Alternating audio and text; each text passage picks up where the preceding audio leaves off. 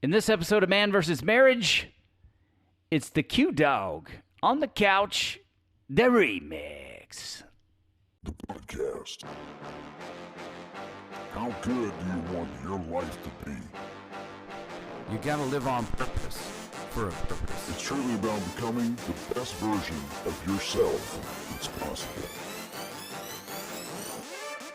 This is Man vs. Marriage, the podcast. Keep the laugh. Welcome to another episode of Man vs. Marriage. It is me, the Q Dog, in the house with... Coach Rita. And Ashley is in the studio. This is Yes, she's fantastic.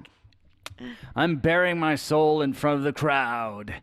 So, Coach, no real recap necessary from the last episode, but The do it even though it's not necessary. We've been talking about, we started coaching me. Yes. The best thing to do is just go back to the episode before this, and you could listen in on Quincy's inner dialogue that has been going on with him since the beginning of the year. And it's just coming to a point to try to see how can he look at this a little bit different. Absolutely. How can you redefine this? How can you get a different perspective on it?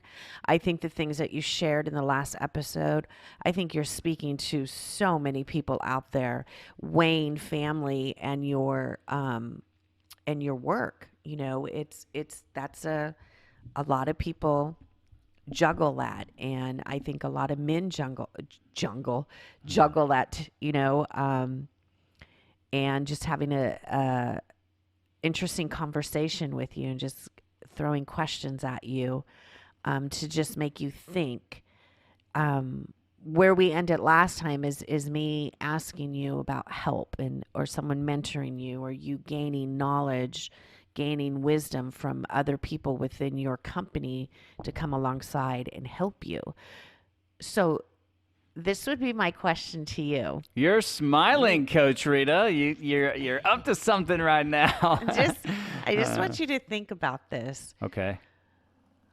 What does it look like to you? Okay, that's famous for this. Mm-hmm. What does it look like to you to ask for help? What does that mean to you? What does that look like? For Quincy, Roll Tide Q Dog to ask for help. I'll say this even though I don't fully mean it in every situation, because I do ask for help. But I don't know. The first thing that's bubbling up is the F word. Because you have to ask for it. It's like it feels like failure, but I know better. Mm-hmm. The hardest thing is in my situation is making the time to stop and ask for help. Right. Because the current is so strong. Mm-hmm. If I ask my leadership for help, I guarantee, like even for my surgery when I go out, they said, look, we'll be there for you. We'll go up there. We'll be there for the team. We'll stand in the gap for you while you're gone. Right. You know, and I just get so concerned with, you know, sometimes so concerned with asking people for help because they have their own world going on. Right. And I don't want to be a burden to them. Mm-hmm. I just want to know how I can help them. And maybe that's to a fault as well. But the most difficult thing about asking for help now is just taking the time to do it because of our unique situation at my location. Right. Being so far away. And Right. I have asked for help at times, and there are times when people can and times when people can't. But in this particular situation,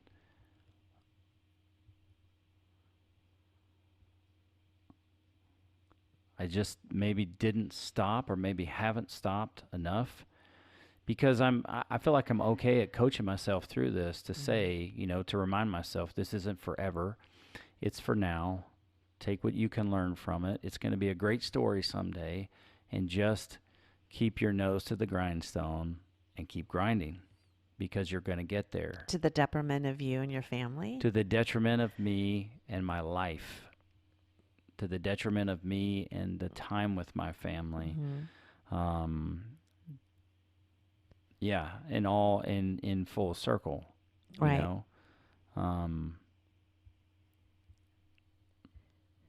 I don't know what to say next. It's just a thought. It's just a question. I need to write that question down. What specifically was it? What does asking Help look like to you? for help Well, you just told me it's the F word, so. look like for you? That's the first thing that came to mind, and I don't feel like I have a problem asking for help, but maybe I feel like it's nobody else's problem but mine, because it's my location and it's what I signed up for. But it's the company. Your name isn't on the company. I think that's partially true. Mm-hmm. And I think it's partially true because when my people go for help or look for help, or I'm the face of the company Right. for my people. You are. And that is what I believe that any good leader should be, is the face of the company. Yes. But I need to look at, gosh, I feel like I'm choking right now. But I don't want to just say what I think is right. Right. I gotta process this mentally. I know. And that's why I'm just posing questions to you. If you say you have an awesome leadership, if you say that these people will be, there for you, and, they got your back, and they're going to take up, whatever slack need be for situations at hand, why can't you just let them? Why can't you just let them shine? If you're the one that has trained them, you're the one that's invested in them, because that's what a great leader does, is invest in their people. So when the time and the opportunity comes, they can shine because you've invested in them. Give them the opportunity to rise to the occasion. Give them relinquish that control, relinquish that I have to have my hands in it, relinquish that and say, I have faith. I have trusted these people with what I have. And just like what you said, they would represent you well too, because they're the face of you too. Yeah. And when I was talking about great leadership, I was talking about, Oh, right. Right. So let them be great. I agree. And I can see right now where, in not so uncertain terms, I've kind of brought it on myself, because when they call and ask how I'm doing great, because I am doing great. But I need to be a little more vulnerable to say I'm great, but I need some help. However, this is what's going on, and I'm needing some wisdom with this. This is a little bit more challenging than what I thought. I've done this, and this. Can you give me some feedback, give me some input? You've been doing this for a while. Yeah. It's just, I guess what I'm trying to tell you is look at it in a different perspective than the light in which you're looking at. Okay. Because it isn't just your thing. Like, you've personalized this. Like, this is me, and I'm the one, and I have to take care of that.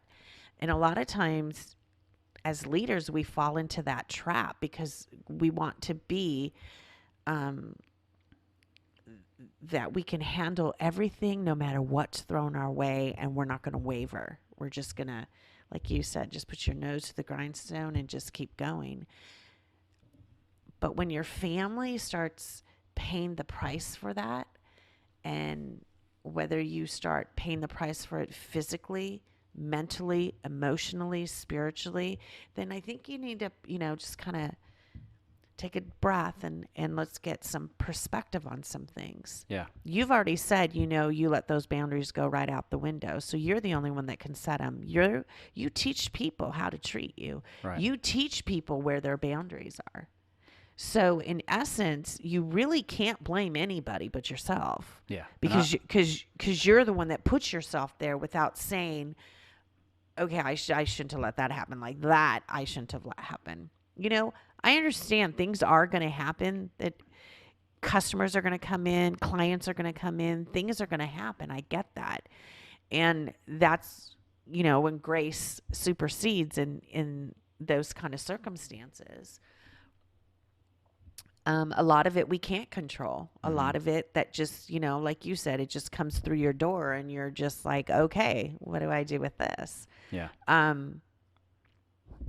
It's really setting those boundaries. It's really you finding someone to release this information of what it is that you're going through on a day-to-day basis without any judgment, without anything, because I think everybody needs a voice of reason.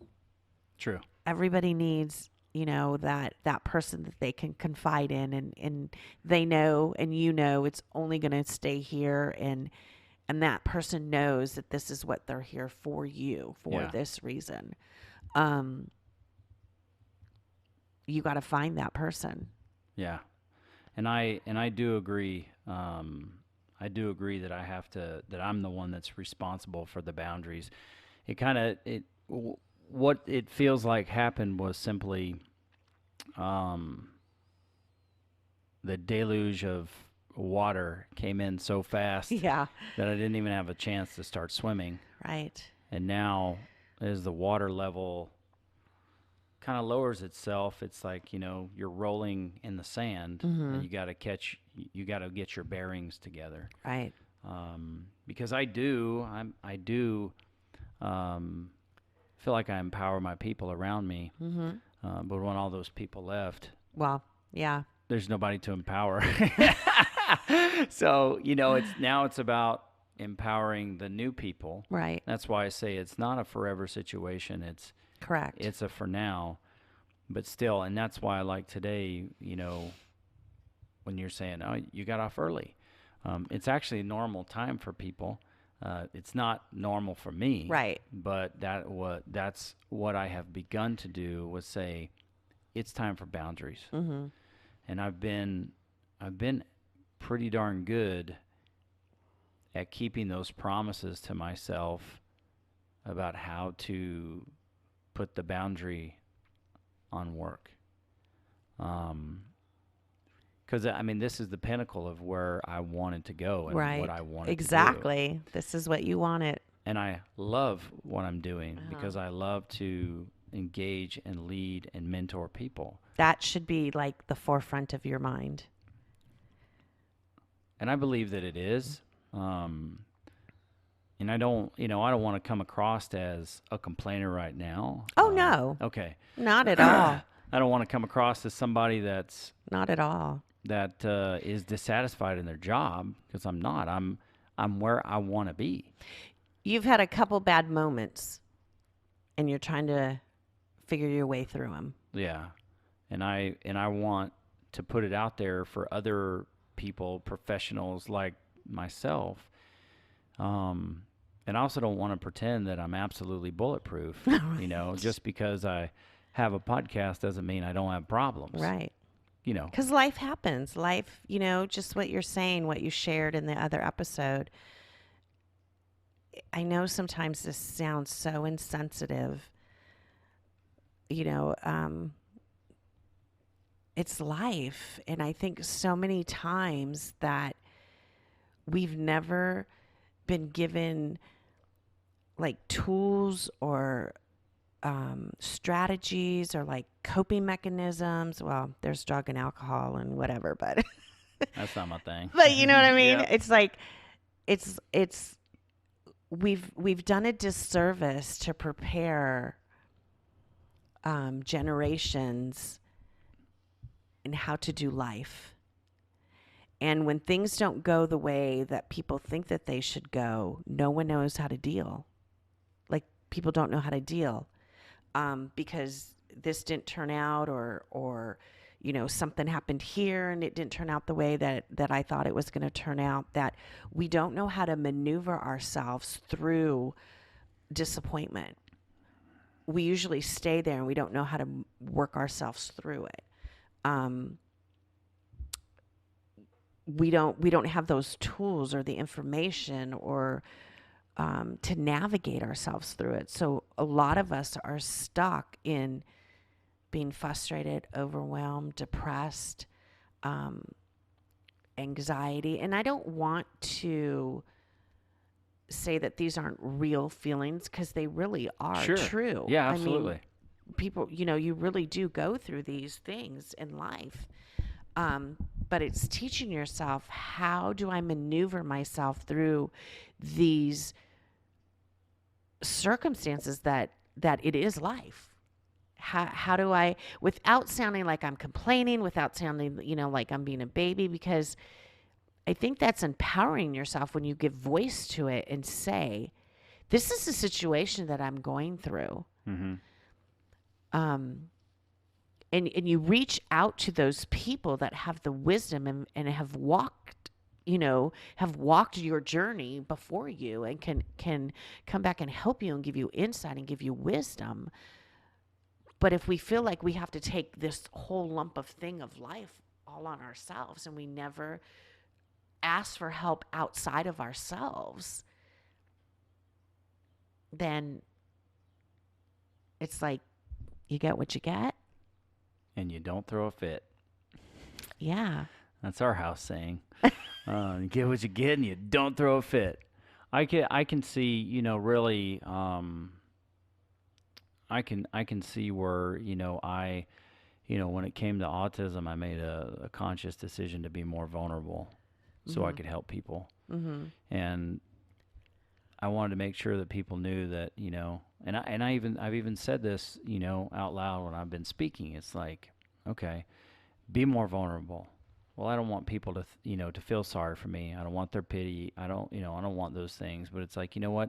You're actually a bit more relatable and approachable if you're vulnerable. So I made that conscious decision to be more open about how difficult autism can be. Yes.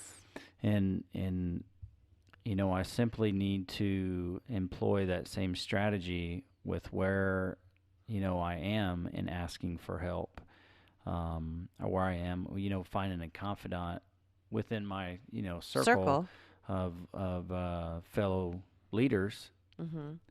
to open up to, and know that it's like I'm not going to burden them. I'm not going to look like I'm any less or like I can't handle the job, because I do not want to be a complainer. Right. I'm not. Things are too good. Even as difficult as there are, I try to shape my perspective to say that, things are hard, but they're not terrible. Right. But I could really benefit from kind of reaching out to my fellow managers Mm-hmm. and, kind of, offloading some of these things, instead of just Taking it. It's pretty difficult at this moment to make the time to do that because, like I told you, that's the reality No, I get it. of my situation. Mm-hmm. It's getting better.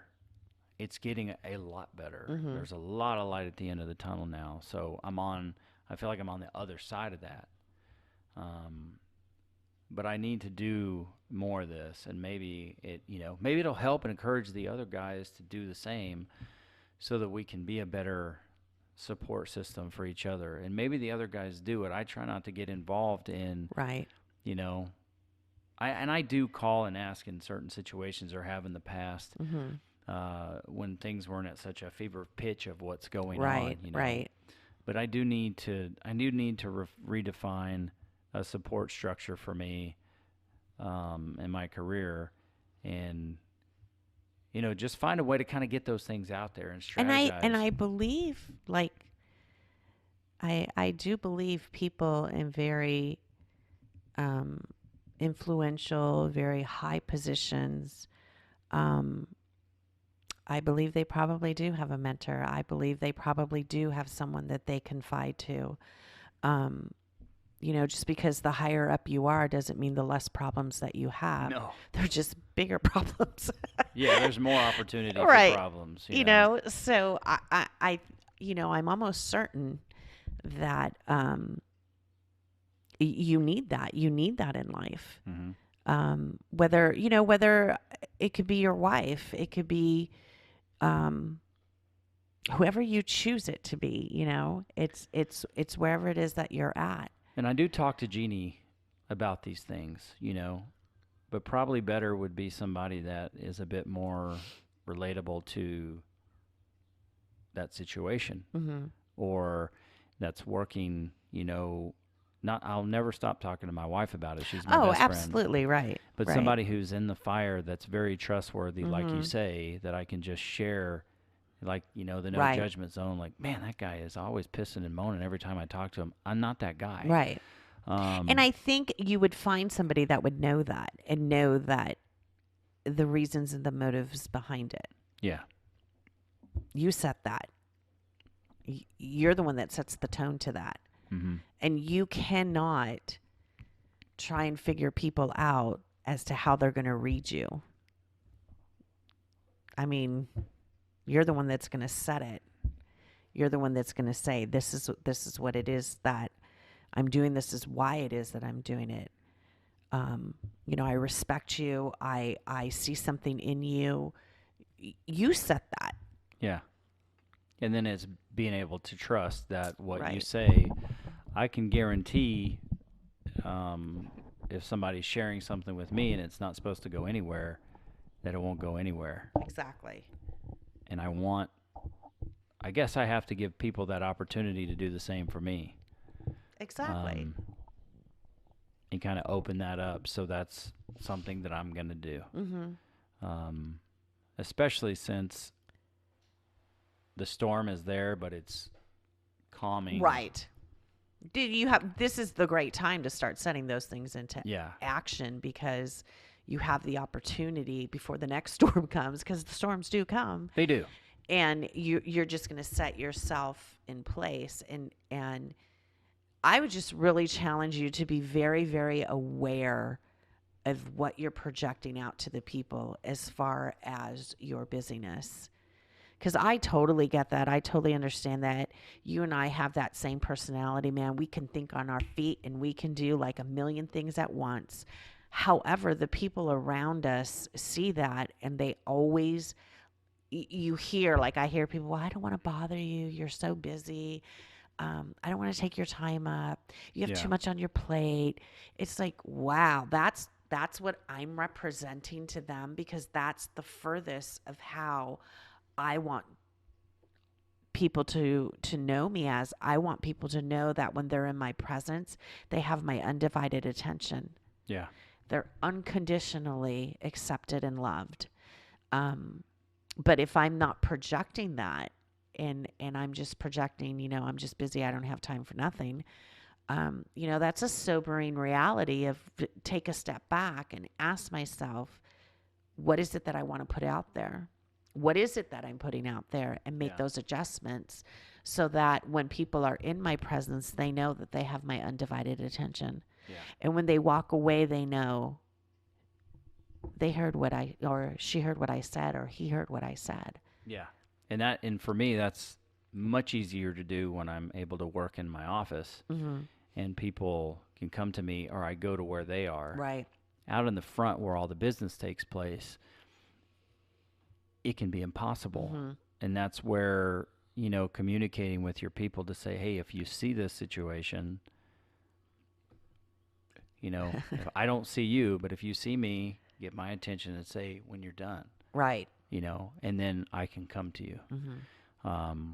And we've talked through that, me and a part of my leadership at the branch, we just had a really hard talk about it, Right. and I had to take that head on. And there was conversation in there that I was absolutely guilty of. Mm-hmm. Some that I wasn't, but I didn't need to defend that. Right. It was like, I just want to do better. So how do we do it? Mm-hmm. It's just like a conversation you have at home. It's no different, Exactly. A relationship is a relationship. Exactly. So we met in the middle Mm-hmm. and said, look, this is how we're going to do it. And we've been doing that.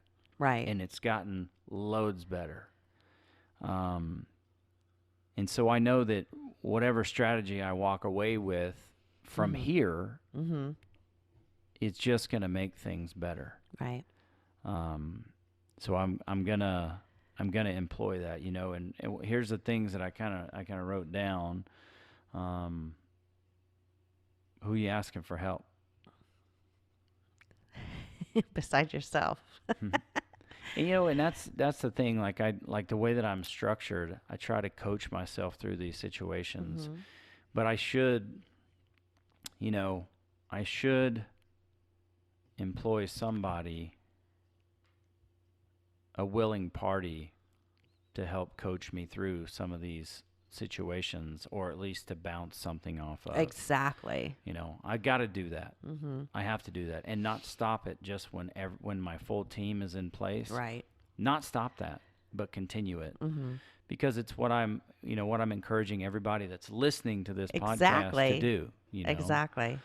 And I've kind of used our podcast as a way to coach me through some things, but there needs to be some intentional time Mm-hmm. to do that. So it's like, and then what does asking for help look like for you? So right now I need to challenge myself when it's like, should I ask for help? Should I not? What should I do? I just got to go with what does that look like? What's the harm? What's the foul? And if the first thing that pops up is failure, Right. then I have the wrong perspective. Because there's nobody at my branch or outside of my branch or in my leadership or wherever that if they said, I need help, You would be wouldn't the be first there. one. I would drop what I'm doing Exactly. to help them. So I have to take that approach and give other people the opportunity Exactly. to be a part of what I'm doing Mm-hmm. and not feel like I'm going to burden them. I don't want my leadership to feel like, oh my gosh, this guy's asking for help. But why would they? They've been in the same position that I have. So what am I coming up with in my head that's preventing me from leaning on the Exactly. people that I need to lean on, that we're supposed to be a family? A team. It's a brotherhood, Right. It's a family is perfect. So I have got to do that immediately. Mm-hmm. And then I've already drawn those boundaries as far as my career and my home life. Mm-hmm. And I discussed them with Jeannie, and she agreed. We agreed together that this would work. Right. And for, the last 2 weeks, in the beginning, I failed miserably, It's okay. but I just kept on working on it to try Right. again, and I'm getting better. I showed up here today Hey. on time. Mm-hmm. And that way, wherever I am is getting the best of who I am, not the rest of who I am. Right. And there's only so much you can do physically when you put in like 15 hours. There's somewhere in there you got to sleep. You need to be a great father. You need to be a great husband. And there are husbandly responsibilities that need to be carried out, in the evening with Yes. your wife. That if there's times where you're too tired to do that, you got to check yourself, And yeah, okay, so it's a grown-up podcast. I'm talking about discussions. I'm talking about sex. I'm talking about, connection. Right. So I'm finally, coming to that place where I've been able to come up from air and realize, holy cow, what happened? Because that was the hardest thing is You know that things are up Right. to here. And When you're in the midst of it, though, you don't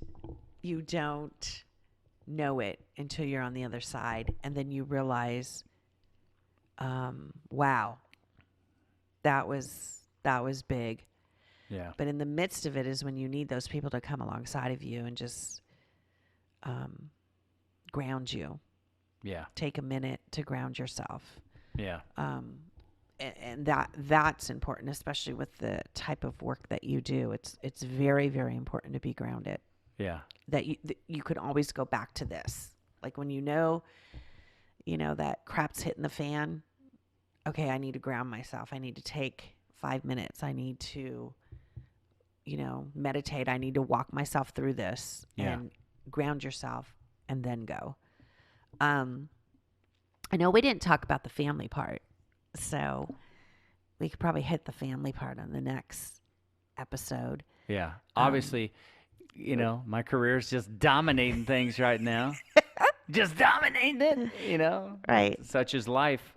That's on the mend. But yes, we can go through the family things on the next episode. I think that's a fantastic idea. Okay, then we'll end it right here. All right, so we'll cut it off right there. And listen, ladies and gentlemen, I hope you're not worried about my what's the word you could use? Why am I so worried about people being worried? Why do you care what people think? I don't That's a know. really good question. It is a good one. Yeah, not gonna explain that one away. Yeah, You don't have enough time left. that's right. So hey, reach out to us on Facebook, ladies and gentlemen.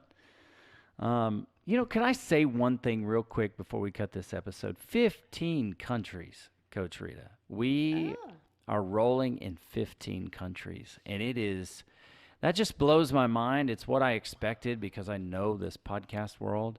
But we're in 15 countries, and, we are just getting so close to our goal, of 1,000 downloads. We're just getting close, and we're just getting started. We had the goal, of 52 shows for the first year. Right. And we're working right now on episode 36.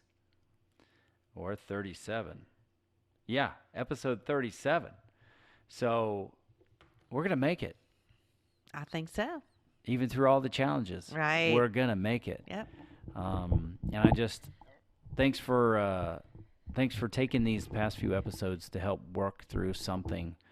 Because I do think it's what people need. You are having all kinds of trouble with that microphone stand. I need to get those. I see because I listen to so many different podcasts, how they have the headset and then they have The boom mic. yes. So you can look and because talk you can wherever look you and want. talk. Because I just feel like I got to look down the barrel of this microphone. All right. So check us out on Facebook at MVSM Podcast.